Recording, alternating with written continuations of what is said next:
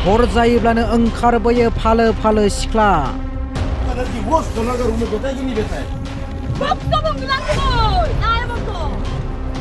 बबेनिफ्राय फैयो सोर लाबोयो रावबो मिथिया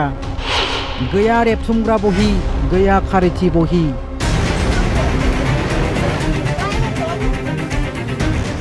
आइजो देहा फालांगिनि खुलियाव महर सोलायदों सिलाफोथारनि दिमौ दैमायाव थानाय गोबां रिजर्ट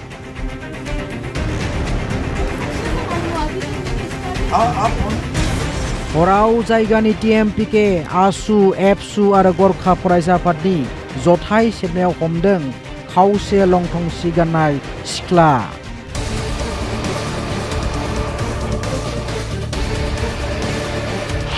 रिजर्ट सिङाव थुबुर जाना दं कन्डम आरो आथोनारि टेब्लेट बिलाथि गारिनिफ्राय हौवाफोरजों बबेनिफ्राय फैयो खावसे लंथं सिख्ला जाथायखौ लानानै ओनसोल नाङैनो संखिखांदों ডিমৌ চাৰিআলি অসম অৰুণাচল সীমান্তৱৰ্তী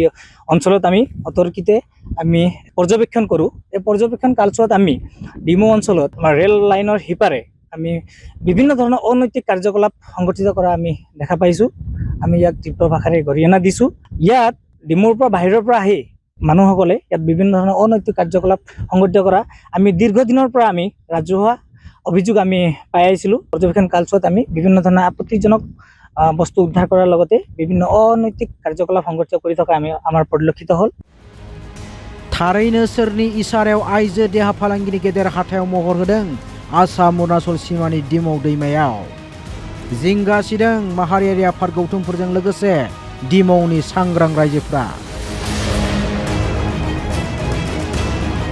गिबियावनो बे नुथायखौ नायनानै ला हरनि खमैबो 12 रिंगायाव गारि सिङाव बेबायदि लेथ्रा खामानिनि थाखाय फैयो सिख्लाफोरा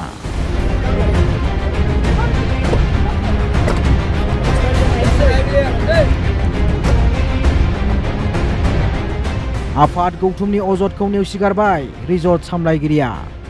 जाथायखौ लानानै खेरखेरायै बिबुंथि रिजर्टनि सामलायगिरि आइजोनि